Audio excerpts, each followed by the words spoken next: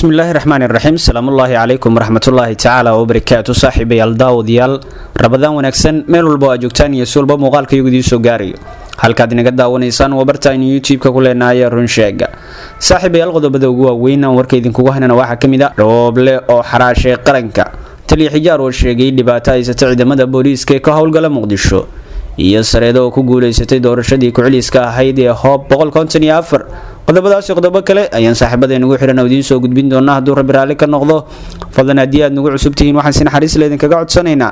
inaad subscribe noo saadhaan like-na nagu dhiirigelisaan gamaleelka furataan si warbixinadii ugu dambeeyey aad u heshaan idinka alle saaxiibayaal soo hordhac warkayga baad ku daawateen haddaynu ku bilowno ra-iisul wasaaraha xilgaarsiinta maxamed xuseen roobshle iyo saaxiibadiis ayaa xaraashay qaranka kadib markii ay u ogolaadeen dowladda Kenya inay faragelin qaawan ku sameyso arrimaha gudaha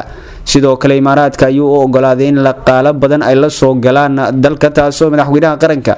mudane maxamed cabdullaahi farmaajooyin badan uu ka hortaagnaa rooble ayaa dowladda Kenya waxa uu kula saaxiibay in uu ay faragelin ay ku sameeyaan gobolada qaar sida gobolka Gedo sidoo kalena uu hadda heshiis kula galiyay inuu dalka ay soo galiyaan qaadkii madaxweynaha qaranka mudane maxamed cabdullaahi farmaajo oo hore uga mamnuucay iyadoo dowladda Kenya ay hadda inagu haysato badeennii laynoo xukumiyay mararka qaarna ay dadkeedu iyo shacabkeedu ay kalluumaysi sharci darro ay halkaasi ka sameeyaan balse rooble iyo saaxiibadiis oo aan u muuqan difaacidda qaranka ayaa ilaashanaya dhaqaalaha yar ay ka qaadanayaan dowladda Kenya sidoo kale imaaraadka ayuu saaxiib dhow ka dhigtay oo sidoo kale waxay uu ogolaaday in ay lacago badan ay soo geliyaan kadib markii uu saaxiibkiis wasiirka amniga uu ka dhigtay Cabdullaahi Maxamed Nuur oo horey u caadisay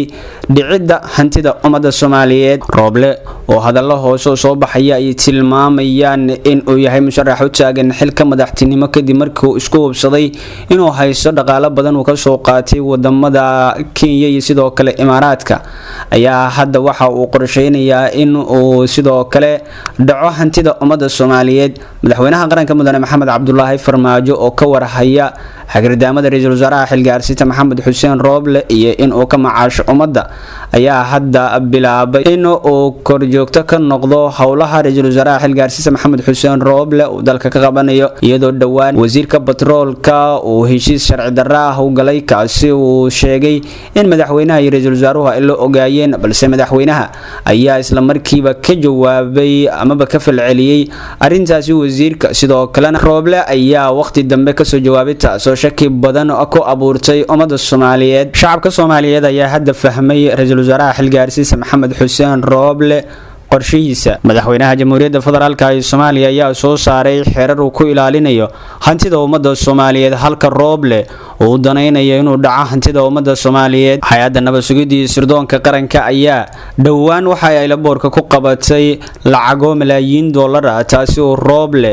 uu doonayay in dalka la soo geliyo iyada oo saraakiisha hay'adda nabad sugidda iyo sirdoonka qaranka iyo ra-iisul wasaaraha xilgaarsiinta maxamed xuseen rooble koox xafiiskiisa ka socota ay isku gacan dhaafeen hadallo adagna ay isweydaarsadeen lacagtaasi ayaa la dhigay bangiga dowladda si looga hor istaago amaba loo isticmaalo waxyaabo dowladda lagu dhibaateynayo dowladaha Kenya iyo imaaraadka ayaa dhibaato badan ku qabay madaxweynaha jamhuuriyadda federaalka ee Soomaaliya mudane maxamed cabdullaahi farmaajo balse ra-iisul wasaaraha xilgaarsiinta maxamed xuseen rooble ayaa dhabar jabin ku sameeyay madaxweynaha qaranka kadib markii uu ogolaaday dowladda Kenya iyo sidoo kale imaaraadka inay saameyn ku yeeshaan arrimaha gudaha ee Soomaaliya balse madaxweynaha qaranka mudane maxamed cabdullaahi farmaajo ayaa weli go'aankiisii uu bartii taagan yahay isagoo doonaya in uu ilaaliyo hantida ummadda Soomaaliyeed rooble iyo kooxdiisa ayaa hadda qorsheynaya in ay dowladda Kenya ay u soo fasaxaan qaadka taasoo madaxweynaha jamhuuriyadda federaalka ee Soomaaliya uu aad uga biyadiidsan yahay isaga oo tilmaamay amaba hay'adaha duulista hawada amray in dowladda Kenya aysan qaad keeni karin dalkeena rooble ayaa kol hore ku doodayay in amniga guud ee dalka lagu soo wareejiyo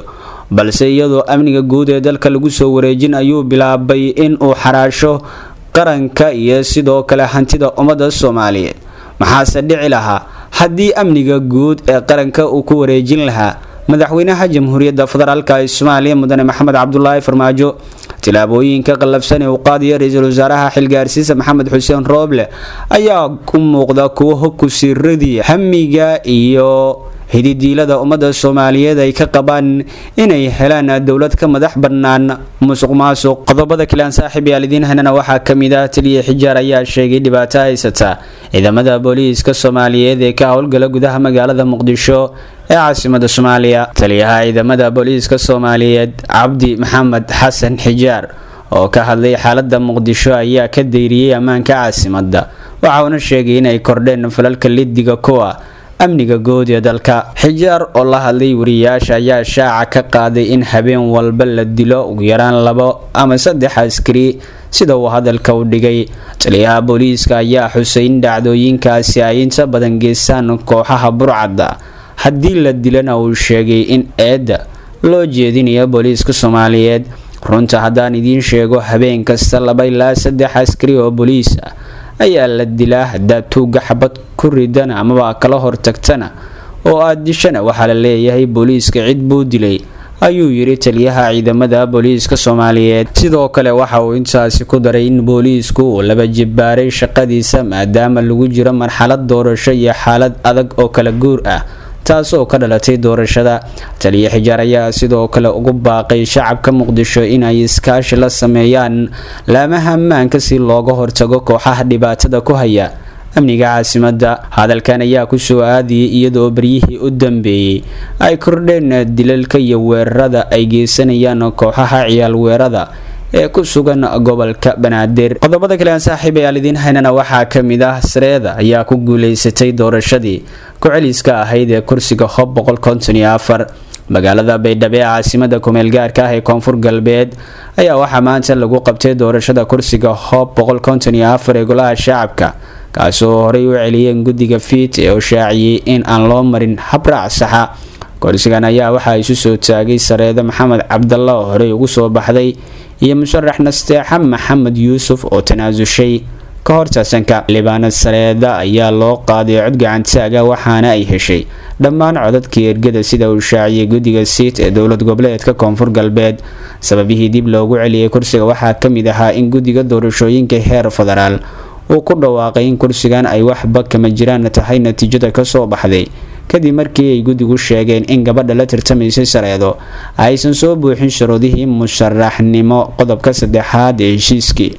1 Oktoobar 2020. doorashada maanta ayaa ka dhigan in Sareeda Maxamed Cabdalla ay ka gudubtay doodii hore u hareysay kursigeeda